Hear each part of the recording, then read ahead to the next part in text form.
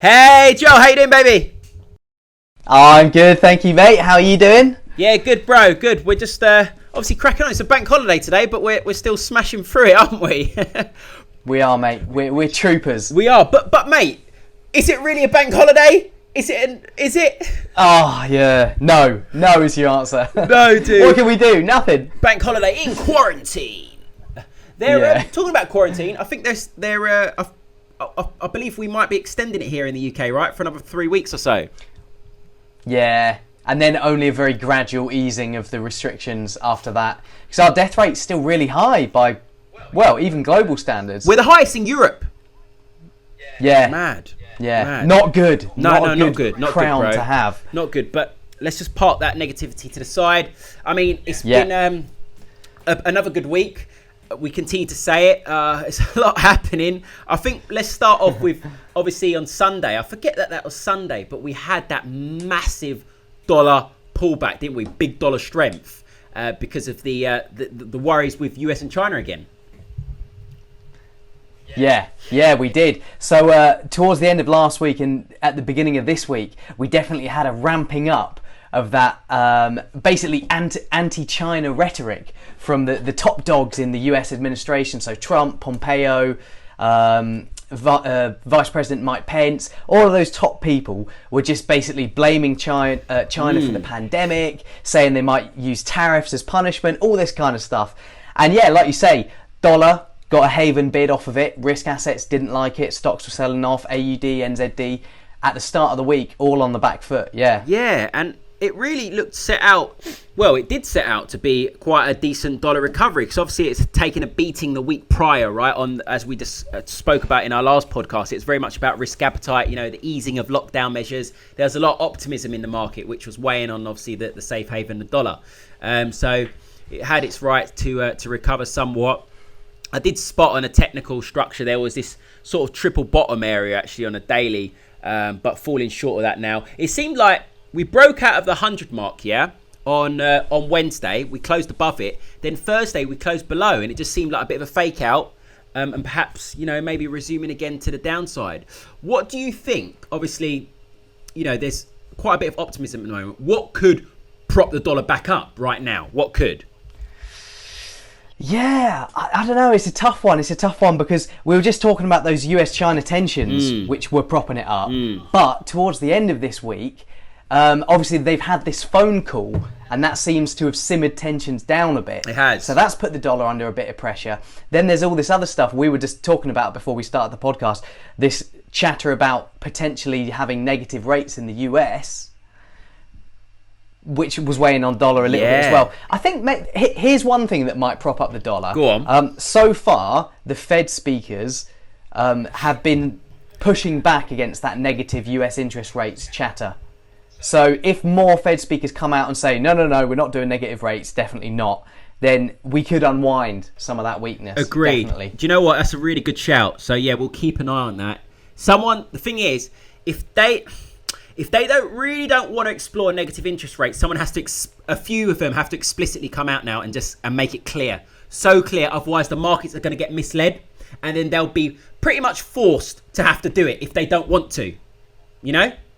Yeah. So yeah, exactly. It's an interesting time, isn't it? Mate, it really is. And you know what's funny? Like how central banks actually have to deal with that. They have to deal with crap. The markets are pricing this in. We've got to do it now. They're almost bullied into it, aren't they? yeah. It's happened before. Yeah. Definitely. It's funny how that works. Okay, that's an interesting point of view for dollar. Yeah. Okay, what else have we had? BOE. BOE was an interesting one, wasn't it? Bank of England rate decision. I was quite surprised, man, how optimistic these guys were. I was like, mate, these guys are living in some next realm. Are they not seeing what's going on at the moment with the data? Everything's been awful. Yeah. And they're like slightly optimistic, right? Yeah. I mean, so they in their meeting this week they released their quarterly forecasts basically, and they were talking about basically a V-shaped recovery. They were talking about rapid recovery in 2021 and all this kind of stuff.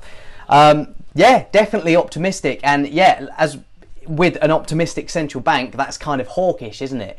So GBP did strengthen in the immediate aftermath of that meeting. But then GBP did come off, and I think that's basically because they can be as optimistic as they want, but the markets know that more QE is still coming. Still coming, surely. They need it, you know. Every other central bank's doing it. Well, I mean, if we look at the majors, FOMC anyway, as a benchmark. No, lost internet. You disconnected? Joel. I've lost Joel, guys. I've lost Joel. I'm going to relocate him. Joel, where are you, sir? Where are you? Just give us a moment and we will reconnect. Joel! Ben. Mate, I was wondering where you went, bro. Lost ya. Sorry, bro. My internet. That might not be the first time it does it. Your internet's pants. I know. I don't know what's happening to it today, to be honest. Pants. All right, so Bank of England. Yeah, I heard everything loud and clear that you said there. Let me just make something clear for people. Not everyone knows a V-shaped recovery, like what that means. So obviously, at the end of the day, if you literally have the letter V, we've plummeted down, and then we're going to have a bounce and recover that move. And then we've got the U shape, which is more of obviously a U, and then we've got that lull period before we start picking up, right? Oh no, I've lost him again! Joe! Oh, guys, his internet is pants. Oh, I'm going to find him again. All right, bear me one moment. All right, Joe, I've located you again after losing connection there. Your internet is pants. All right. It's terrible. But it's going to hold. It's going to hold. It's going to hold. All right. So, it's going to hold. All right. So we just spoke about the Bank of England, obviously, there. Thanks for that. Now, we saw quite a lot of volatility for Euro this week to the downside. Obviously, one of the main things was the dollar recovery. But then something interesting was, which you covered quite well for the members, and that was the German court ruling regarding ECB stimulus. Like, enlighten everyone on that front. Yeah, so that was a really, really interesting moment earlier on in the week. And basically, it comes down to EU division. There's a lot of division in the EU. So the Germans, culturally, they generally don't like the ECB because they like to save a lot of money. They want to get paid interest rate on that money. So the fact that the ECB has negative rates and is really super dovish, they don't like. So they had a German court ruling on the legality under German law of the ECB's QE program. It's one before COVID, not actually its COVID program. But anyway, it was a funny ruling. It basically ruled that QE is okay, but the ECB needs to demonstrate proportionality in the bonds that it's buying with this QE program, or else it's going to pull the Bundesbank out of this program. Which is a massive... And just for the members so they understand. Yeah, and... Yeah, it's a massive thing. Exactly. And, I mean, Germany are a large contributor, obviously. They're the main contributor, aren't they? Exactly. So, yeah, we can't lose Germany. I think, look, at the end of the day, Germany are so invested into the euro, they can't allow the worst to happen. Otherwise, you know, it's just, they're effed themselves. They're screwed. Absolutely screwed. So... They said, I think we're going to get an update from them June, was it? Did they note June? Yeah, well, basically they gave the German court gave the ECB a 3-month deadline. So, yeah, it's just going to be just seeing how this next 3 months goes, pretty much. I mean, yeah, so it's going to be interesting. You would expect Euro should be under pressure between now until then, right?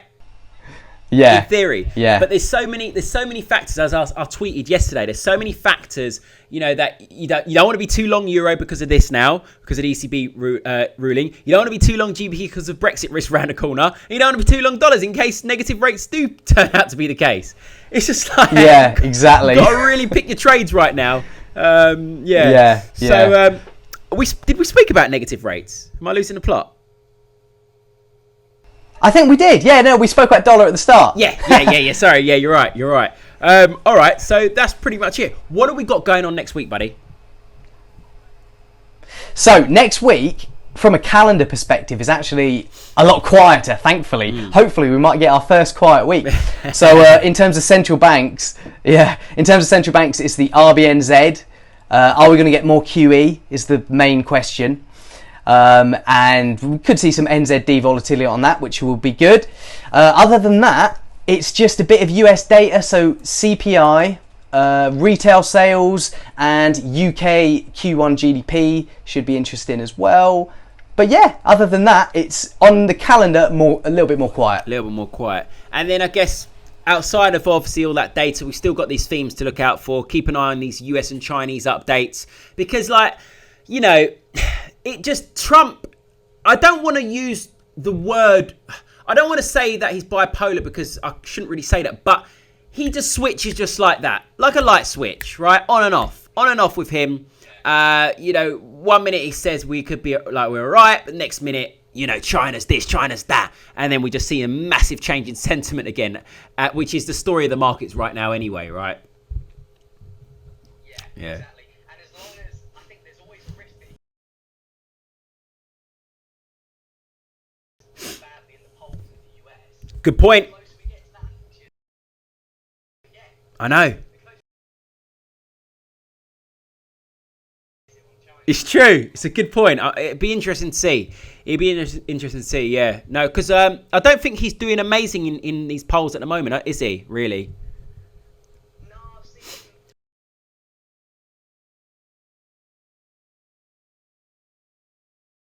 in Europe and the rest of the world, they've up in popularity, but he's actually gone down in popularity. So you True.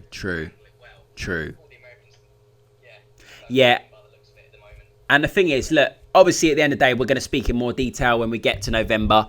But Trump is a dollar positive. If we get anything else, it's going to be a bit of a panic in the market. Stocks will probably sell off hard and dollar would sell off hard in tandem with the stocks, wouldn't they, really? Would you say so? Yeah, I guess you'd say so. All right, guys, other than that, I think I've lost Joe again. But let's stay lit, baby.